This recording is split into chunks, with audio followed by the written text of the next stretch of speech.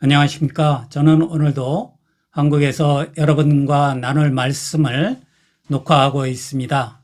자가격리도 끝났고, 그리고 저희 아들 결혼식도 무사히 마쳤기 때문에 비교적 홀가분한 마음으로 여러분들과 나눌 말씀을 녹화하고 있습니다. 오늘의 말씀도 역시 잠언을 중심으로 한 교훈들입니다. 잠언 25장부터 27장은 추가된 솔로몬의 잠언이다, 그렇게 이야기할 수 있습니다.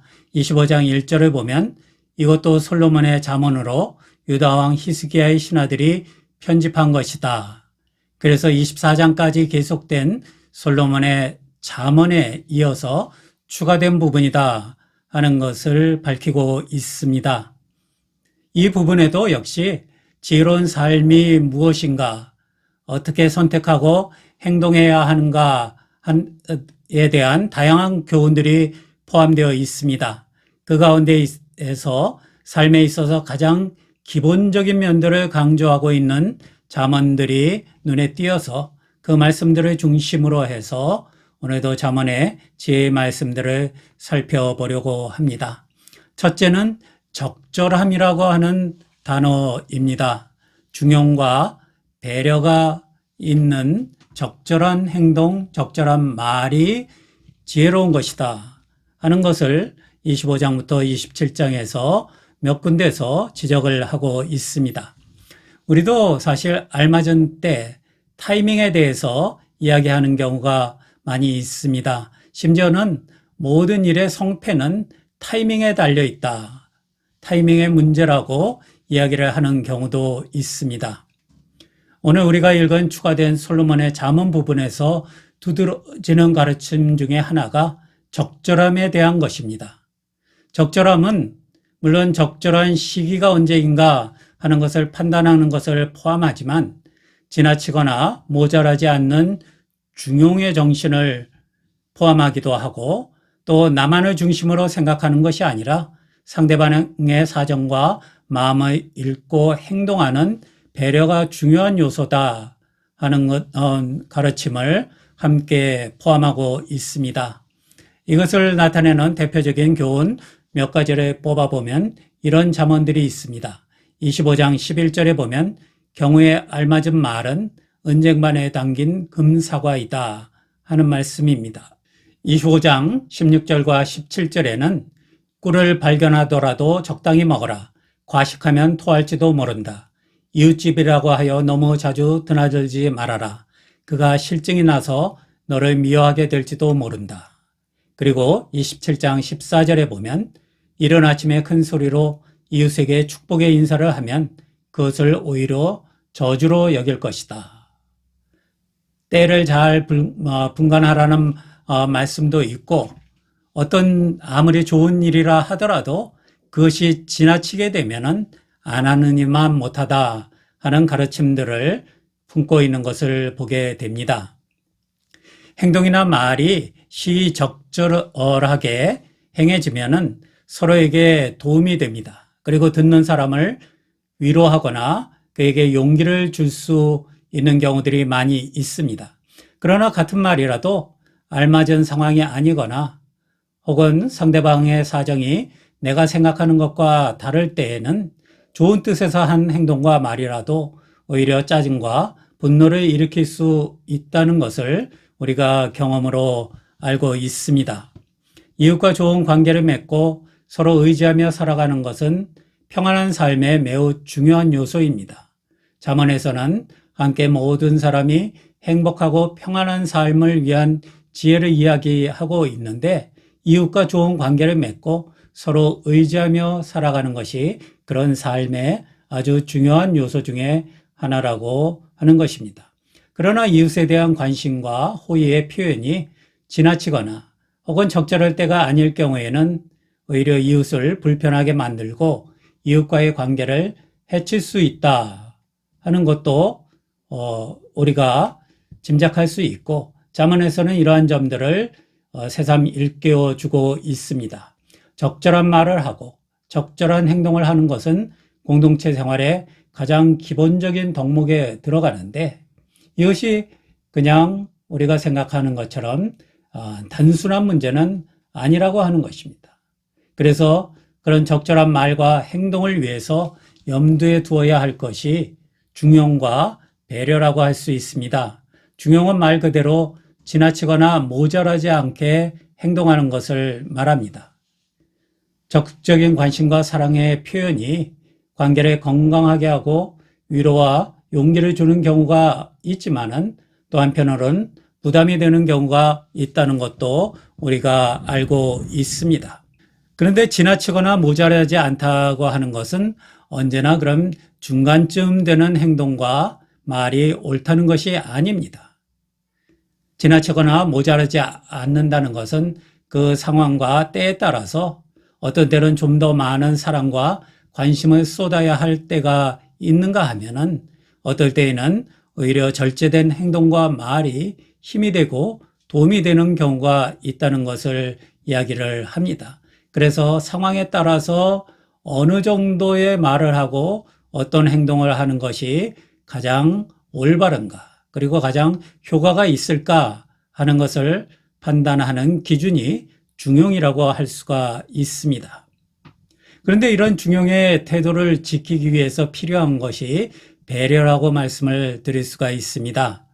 배려라는 말은 내가 하는 말과 행동에 있어서 나의 입장이나 판단만 앞세우는 것이 아닙니다. 함께하는 사람들의 상황과 그들의 마음을 읽고 거기에 맞추는 지혜가 있을 때에 배려 있는 사람이다 하는 말을 듣게 됩니다. 잠언에서는 아주 평범한 예를 들어서 이것을 일깨워주고 있습니다. 27장 14절에 보면 이른 아침에 큰 소리로 이웃에게 축복의 인사를 하면 그것을 오히려 저주로 여길 것이다 하는 이야기입니다. 우리가 금방 이해할 수 있는 말입니다. 잠들어 있거나 조용히 하루를 준비하고 시작하는 이른 시간을 큰 소리로 소란스럽게 인사를 한답시고 방해하는 것은 그것이 비록 축복의 인사라 하더라도 배려의 마음이 결여되어 있기 때문에 그것은 올바른 인사, 지혜로운 행동이 될 수가 없다고 하는 것입니다. 이 가르침은 아마 살아가면서 하는 우리의 모든 말과 행동에 적용된다고 할 수가 있습니다. 지혜를 가르치는 일도 배우는 사람의 입장을 배려하지 않으면은 그것은 그 마음을 움직일 수도 없고 깨달음을 줄 수도 없고 행동의 변화를 가져올 수도 없습니다. 그래서 그냥 허공을 때리는 소리에 불과할 뿐입니다. 도움을 주려고 하는 행동도 도움을 받는 사람의 상황에 대한 배려와 이해가 없으면은 오히려 부작용을 낳게 마련입니다. 잘못을 지적하거나 가르치는 것이 물론 필요합니다. 그러나 내 판단과 생각에 사로잡혀서 상대방의 입장을 배려하지 않는다면 효과를 보기가 어렵다 하는 것을 우리가 쉽게 짐작을 할 수가 있습니다. 내 생각이 옳고 내 판단이 바르다고 하는 독선에서 나오는 가르침이라면 그런 권고는 사람의 마음을 움직이고 행동을 바꾸는 힘을 가지지 못합니다. 그래서 우리의 말과 행동이 우리가 원하는 대로 도움이 되고 힘이 되고 위로가 되고 그리고 사람을 바꾸고 상황을 변화시켜서 더 나은 곳으로 움직이게 하려고 생각을 한다면 중용과 배려가 반드시 있어야 합니다. 중용과 배려를 바탕으로 때와 상황 그리고 사람들의 사정에 맞춰서 적절한 행동과 말을 할 수 있도록 마음을 쓰고 훈련을 하는 것은 지혜로운 삶의 필수적인 요소이다. 이 추가된 솔로몬의 잠언에서 첫 번째로 우리가 발견할 수 있는 가르침입니다. 두 번째로는 기본적인 인간관계가 얼마나 중요한가 하는 것을 다시 한번 일깨워주고 있습니다. 잠언에서 전제로 하고 있는 것은 지혜라고 하는 것은 공동체 안에서 그리고 사람과의 관계에서 바르고 정직하고 옳게 행동하고 말한다는 것입니다. 공동체를 전제로 하지 않는다면 지혜는 그 의미를 가질 수가 없습니다. 그리고 잠언의 내용의 대부분이 쓸모없는 것이 될 것입니다. 근데 그런 관계들 가운데서 가장 밀접한 관계가 가족이죠. 근데 가족을 제외한다면 그런 공동체 속에 우리가 관계를 맺고 살아가야 할 필수적인 사람들이 친구와 이웃이라고 할 수가 있습니다. 그래서 잠언에서는 친구와 이웃에 대한 중요성, 그 관계의 중요성을 이렇게 이야기를 합니다. 잠언 27장 8절부터 10절까지 보면 고향을 잃고 떠도는 사람은 둥지를 잃고 떠도는 새와 같다. 향유와 향료가 마음을 즐겁게 하듯이 친구의 다정한 충고가 그와 같다. 너의 친구나 너의 아버지의 친구를 저버리지 말아라. 내가 어렵다고 친척의 집을 찾아다니지 말아라. 가까운 이웃이 먼 친척보다 낫다. 27장 17절은 이렇게 이야기를 합니다. 쇠붙이는 쇠붙이로 쳐야 날이 날카롭게 서듯이 사람도 친구와 부대껴야 지혜가 예리해진다 하는 말씀입니다. 실제로 고향을 떠나서 사는 사람도 있겠지만 이 잠언에서 말하고자 하는 것은 그런 경우만을 의미하는 것은 아닙니다. 잠언에서 강조하고자 하는 것은 공동체와 사람의 관계를 소홀히 하거나 그런 관계들을 잃어버린 사람들의 경우를 이야기하고 있습니다. 사람들 사이에 뿌리를 내리지 못하고 이웃과 친구를 멀리한 사람들의 삶을 마치 둥지를 잃은 새, 그 새들이 얼마나 위태롭고 고생스러운 처지에 있는가 하는 것을 상상하게 하고 그 처지에 비유를 하고 있습니다. 이것은 마치 뿌리를 잃은 식물들처럼 곧 그 생명력을 상실할 수밖에 없다 하는 이야기를 또한 할 수가 있습니다. 평안한 삶을 지켜주고 그 가운데 즐거움을 가져다 주는 것은 이웃과 친구들입니다. 본문에서 이야기하는 것처럼 향유와 향료가 마음을 평안하게 하고 진정시키는 효과가 있듯이 이웃과 친구와의 교제는 우리의 삶에 불안을 덜어주고 염려를 덜어주는 역할을 합니다. 그리고 친구와 이웃이 우리 삶의 든든한 버팀목이 되고 또 서로 의지하는 가운데 삶을 더 튼튼하게 건설해 나가고 바른 삶을 살아가는데 서로가 도움이 된다고 하는 것을 우리가 기억을 할 수가 있습니다. 좋은 이웃과 교류하고 믿을 수 있는 친구와 오래 관계를 유지하는 것이 점점 드물고 어려워진 때를 우리가 살고 있습니다. 우리가 가지고 있는 많은 관계가 이러한 신뢰와 믿음을 토대로 한 것이 아니라 공통된 관심을 중심으로 모였다 흩어지는 관계 혹은 이익을 중심으로 이루어진 관계인 경우가 많습니다. 그러나 사람을 지혜롭게 성장하게 하는 관계는 그런 관계가 아닙니다. 사람을 지혜롭게 성장하게 하는 관계는 신뢰를 토대로 해서 이루어진 서로 의지하고 믿고 디딤돌이 되어주는 그런 관계입니다. 그런 친구와 이웃을 가지고 있다면 그 삶이 행복하고 평안하고 그리고 지혜로운 행동을 할 수 있는 또 다른 힘을 갖게 된다는 것이 잠언이 일깨워주고 있는 내용입니다. 다른 사람들에게 먼저 기대하기보다 내가 먼저 신뢰를 주고 쉽게 흔들리지 않는 관계를 중요시하는 나의 태도가 더욱 필요하게 됩니다. 믿을 수 있는 친구와 이웃과의 관계를 만들기 위해서 그런 관계를 형성하기 위해서는 내가 그런 관계를 소중히 생각하고 사람들을 그렇게 대할 수 있는 자세가 필요합니다. 그저 내가 이웃과 친구들에게 그런 것을 바라기만 해서는 이루어질 수가 없다는 것을 이야기를 합니다. 다른 사람들에게 먼저 기대하기보다 내가 먼저 신뢰를 주고 그런 관계를 소중하게 하고 그 관계를 유지해 나가기를 원한다고 하는 모습이 나에게서 드러날 때 사람들이 역시 신뢰를 가지고 나와 관계를 맺고 그런 관계를 통하여서 우리가 지혜로운 삶, 평화로운 삶, 함께 행복해지는 삶을 향하여서 나갈 수가 있다고 하는 것입니다. 잠언의 지혜대로 하나님이 좋아하시는 행복한 삶을 위해서 이웃과 친구라는 관계가 우리 삶의 토대가 된다고 하는 것을 기억해야 합니다. 우리는 상당히 바쁜 삶을 살고 있습니다. 그러다 보면 이웃과의 관계, 친구와의 관계가 소홀해지는 경우가 종종 있습니다. 그리고 거리가 멀어짐에 따라서 마음도 멀어지는 그런 경우들도 있습니다. 물론 불가피하게 그런 경험을 할 수밖에 없는 우리의 사정이기는 하지만은 우리의 마음이 그런 관계, 이웃과 친구와의 관계를 조금 더 소중하게 생각하고 그것이 나를 행복하게 하고 나를 지혜롭게 하고 나를 하나님의 사람으로 살아가게 하는데 도움이 된다고 하는 점을 깨닫는다면 우리에게 좀 더 많은 친구와 이웃과 관계를 형성할 수 있는 기회들이 주어질 것이다 하는 것들을 기억하면서 우리가 앞으로 좀 더 이런 관계를 소중히 여기는 그런 삶을 살아갈 수 있기를 바랍니다. 교회에서도 마찬가지입니다. 성도 간의 교제가 이런 가르침을 기반으로 할 수가 있습니다.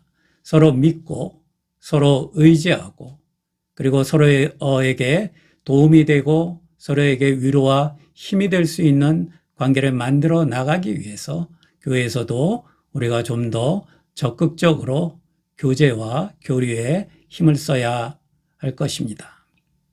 세 번째로 말씀드리고자 하는 것은 우리들의 삶에서 가장 기본적인 것이 무엇이고 그것이 얼마나 중요한가 하는 데 대한 가르침입니다. 오늘날도 사실 삶의 기본적인 필요를 채우기 힘든 사람들이 많이 있습니다.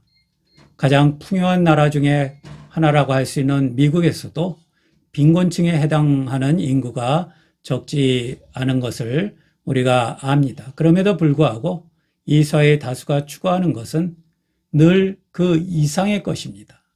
그리고 많은 경우 지나치게 많은 것을 소유하거나 누리기 위해서 무리한 방법을 찾는 경우도 많습니다. 잠언은 이에 대해서 이렇게 지적을 합니다.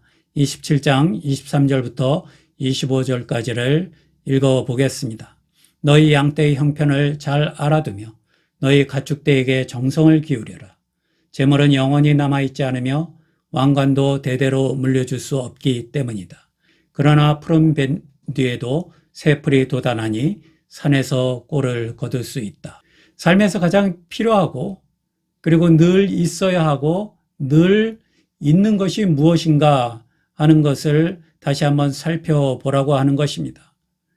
재물과 왕관은 영원히 남아있지 않고 대를 물려줄 수도 없다. 그렇게 지적을 합니다. 재물이란 말은 삶에 기본적으로 필요한 것을 훨씬 넘어서는 부의 축적을 말할 것입니다. 왕관은 삶의 기본적인 토대와는 상관이 없는 권력과 명예를 추구하는 사람의 모습을 상징하고 있습니다. 이렇듯 과도한 부와 명예와 권력을 추구하느라고 모두의 삶을 위해서 반드시 필요한 양떼를 돌보는 일과 같은 것을 소홀히 하는 것은 어리석은 일이다. 잠언은 그렇게 이야기를 하고 있습니다. 그래서 어떤 경우에든지 나의 삶의 기반이 되는 양떼의 형편이 어떤가 하는 것을 잘 살피고 알아두어야 하며 그들을 돌보는데 정성을 들여야 한다. 그것이 지혜로운 삶이다 하는 것을 이야기를 합니다. 우리가 조금만 살펴보면 이런 일들이 우리 사회에서 더 특별히 많이 일어나고 있다는 것을 알 수가 있습니다. 현재의 세계의 식량 생산으로 온 세계의 인구를 충분히 부양할 수 있다. 그런 통계들을 우리가 쉽게 찾아와 볼 수가 있습니다. 물론 이것은 문제를 지나치게 단순화시키는 것이긴 합니다. 그저 남는 곳에 식량을 모자라는 곳에 갖다 준다고 해서 문제가 해결될 수 있는 것은 아닙니다. 오히려 그런 경우에 그곳에 여러 가지 생산의 기반을 파괴해서 그래서 영원히 자급자족할 수 없는 그런 상황으로 만들어 버리는 그런 우려가 있기 때문에 단순하게 생각할 문제는 아닙니다. 식량이 부족한 곳에 무조건 식량을 지원한다고 해서 문제가 해결되는 것은 아닙니다. 그러나 인류 공동체가 함께 행복에 다가설 수 있기 위해서 제일 먼저 필요한 것이 무엇인가 하는 것을 가장 우위에 두고 생각을 해 본다면, 그런 지혜의 마음을 가지고 있다면 이 문제를 해결하는데 우리는 한 걸음 다가설 수 있다는 것이 분명합니다. 단순한 문제는 아니지만 해결할 수 없는 문제도 아닙니다. 우리가 무엇을 추구하고 무엇에 욕심을 내는가, 그에 반해서 우리의 모두의 행복을 위해서 함께 살아가는 세상을 위해서는 무엇이 소중하고 무엇이 더 필요한가, 이것을 비교하면서 바르게 깨닫고 그리고 바른 길을 추구할 수 있는 지혜를 우리가 함께 소유할 수 있다면, 그런 지혜로운 세상이 된다면 이 문제를 해결하는 것이 그렇게 어려운 일이 아닐 수도 있다 하는 생각을 해봅니다. 많은 사람들이 경고하고 있는 기후변화와 같은 문제도 이 범주에 넣어 생각할 수 있습니다. 더 많은 것을 누리기 위해서, 일부 세계에서 더 많은 것을 가지기 위해서, 생산하기 위해서 모든 사람들이 함께 누려야 하고 그리고 물려줘야 할 여러 가지 환경의 문제들을 등한하게 생각한다면 그것은 인류에게 큰 재앙이 될 것이다 하는 경고를 우리가 이미 오래전부터 듣고 있습니다. 정말 사람의 삶을 위해서, 행복한 삶을 위해서 가장 우선적으로 필요한 것이 무엇인가 하는 것을 제쳐놓고 재물과 왕관을 추구하는 그런 삶의 태도가 우리의 삶의 기반을 무너뜨리고 있는 그런 현실을 우리가 보고 있습니다. 그래서 오늘 이 잠언의 교훈이 우리에게 특별한 의미를 갖습니다. 우리들의 삶을 위해서 가장 기본적인 토대가 되는 것이 무엇인가? 그것을 얼마나 소중하게 생각하고 얼마나 그것을 잘 돌보고 있는가? 오히려 우리는 영원히 남아있지 않을 재물과 왕관을 위해서 더 많은 정력을 기울이고 오히려 가장 필요한 것, 가장 중요한 것들을 소홀히 하거나 희생시키는 그런 어리석음을 범하고 있는 것이 아닌가 하는 생각을 우리가 해볼 수밖에 없습니다. 그 밖에도 함께 행복한 삶을 누리기 위해서 평화가 중요하고 모든 사람의 인권이 동등하게 보장되어야 하고 빈곤으로부터의 탈출이 필요하다. 이것을 우리는 모두가 알고 인정을 합니다. 하지만 실제로 더 많은 소유를 위해서 더 많은 힘을 가지려고 이를 무시하는 경우를 우리는 너무나 많이 봅니다. 이런 일들이 세계 곳곳에서 그리고 미국 땅 안에서도 가깝게는 우리들이 알고 있는 사람들의 관계에서도 흔하게 일어난다는 것을 우리가 알고 있습니다. 재물과 왕관을 위해서 양떼를 돌보는 일을 무시하고 소홀히 하는 것은 진정으로 어리석은 일이다 하는 잠언의 가르침을 우리가 마음속에 간직할 수 있어야 합니다. 오늘 잠언 25장부터 27장 가운데 눈에 띄는 말씀 하나를 더 고르라면 25장 21절부터 22절의 말씀입니다. 내 원수가 배고파 하거든 먹을 것을 주고 목말라 하거든 마실 물을 주어라. 이렇게 하는 것은 그의 낯을 뜨겁게 하는 것이며 주님께서 너에게 상으로 갚아 주실 것이다. 이 말씀은 우리가 잠언에서 읽기 전에 바울이 쓴 로마서 12장 20절에서 이 말씀을 인용한 내용을 보고 잘 기억을 하고 있습니다. 로마서를 읽을 때마다 이 말씀이 좋은 말씀이긴 하지만 우리 같은 사람들이 감당하기에는 너무나 많은 것을 담은 말씀, 무거운 말씀으로 우리는 늘 받아들여 왔습니다. 이런 말씀이 잠언에 있다고 하는 것이 어쩌면 조금은 의외인 그런 경우입니다. 이 말은 우리가 얼른 보기에 잠언의 기조를 넘어선 듯한 가르침입니다. 잠언에서는 절제와 중용을 강조하고 필요 이상으로 욕심을 부리는 것과 무리하게 부와 명예를 추구하는 것들을 경계하지만, 또한 잠언은 어리석음에서 비롯되는 악에 대해서는 비교적 단호한 태도를 취하고 있습니다. 그들이 결국은 망하게 될 것이다. 그들의 길은 생명으로 이어질 수가 없다고 하는 것을 분명히 선언을 합니다. 그리고 해를 끼치는 사람들과 교류에 대해서도 신중한 태도를 보이는 것이 잠언입니다. 어리석은 사람들, 그리고 어리석음에서 나오는 악과 불의를 따라 사는 사람들을 멀리하고 결코 가까이 하지 말라. 나의 삶의 영역에 받아들이거나 포용하지 말라고 하는 것이 잠언의 기조에 오히려 어울리는 말씀이라고 할 수가 있습니다. 그러나 지혜가 성숙하게 되면 원수를 적대시하는 것보다 원수를 포용해서 적대의 관계를 해소하는 것이 지혜로운 일이다 하는 것을 깨닫게 된다는 그런 의미를 이 말 가운데 내포하고 있다고 생각이 됩니다. 그렇게 하는 것이 나와 공동체의 행복을 위해서 지혜로운 일이다 하는 것을 알게 되는 것이 참다운 지혜의 성숙입니다. 이 잠언을 이용한 바울의 로마서 12장 20절을 읽을 때 우리는 보통 이 과제가 보통 사람으로서는 감당하기 어려운 엄청난 숙제라고 생각을 합니다. 마음을 크게 다스리고 특별한 인내와 관용으로 그리고 일정한 희생을 치루어야만 가능한 일이다. 굉장히 무거운 숙제라고 생각을 하게 됩니다. 그러나 잠언은 이런 엄청난 일을 마치 일상생활에서 일어나는 일들을 가르치는 다른 잠언들과 마찬가지로 우리의 삶을 지혜롭게 살아가는 방식 중에 하나로 제시를 하고 있습니다. 조금 특별한 경우이긴 하지만은 그렇게 어렵거나 무거운 짐이 아니라 지혜를 따라서 지혜를 구하면서 지혜롭게 살아가기를 원하는 사람들은 누구나 받아들일 수 있는 말씀이라고 생각을 해서 그냥 평범한 잠언에 이렇게 포함을 시키고 있는 것을 보게 됩니다.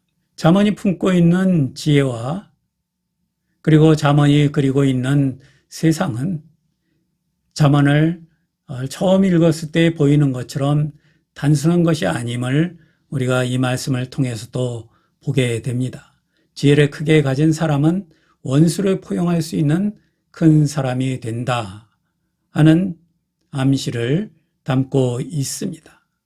그렇기 때문에 잠언의 지혜가 그리는 세상과 잠언의 지혜를 따라 성장한 사람의 삶의 모습이 얼마나 놀라운 것인가 하는 것을 보게 됩니다. 그것은 예수님의 가르침과도 연결될 수가 있고 초대교회와 그리고 교회에서 가르치는 사랑과도 깊은 연결을 가질 수 있다는 것을 우리가 짐작을 해보게 됩니다. 그렇기 때문에 우리가 잠언을 읽으면서 잠언의 지혜를 통해서 그 잠언의 지혜가 우리에게 그려주는 세상이 어떤 것인가, 삶의 모습이 무엇인가 하는 것을 곰곰이 살피고 그런 세상, 그런 모습이 우리 가운데서 우리 공동체 안에서 더욱더 크게 성장할 수 있기 위해서 끊임없이 성령께 지혜의 도움을 구하는 그런 삶이 계속되어야 할 것입니다. 기도하겠습니다. 하나님 감사합니다. 하나님의 은혜로 오늘도 저희가 있는 각 처소에서 예배를 드리게 하심을 감사드립니다. 저희들의 예배가 저희들의 모든 것이 담긴 예배, 하나님께서 기쁘시게 여기시는 예배가 될 수 있도록 주님께서 성령께서 도와주심을 감사드립니다. 오늘 말씀을 통하여서 하나님의 지혜를 따라서 우리가 서로 위하며 행복하게 사는 삶을 그려보았습니다. 이 한 주간 저희 가운데 이런 삶이 이루어질 수 있도록 도와주시옵소서. 오늘 예배드리며 주님 앞에 구별된 물질을 봉헌합니다. 주님 앞에 드리는 모든 이 은혜와 감사의 물질들이 주께 영광 돌리는 일에 쓰여질 수 있도록 도와주시옵소서.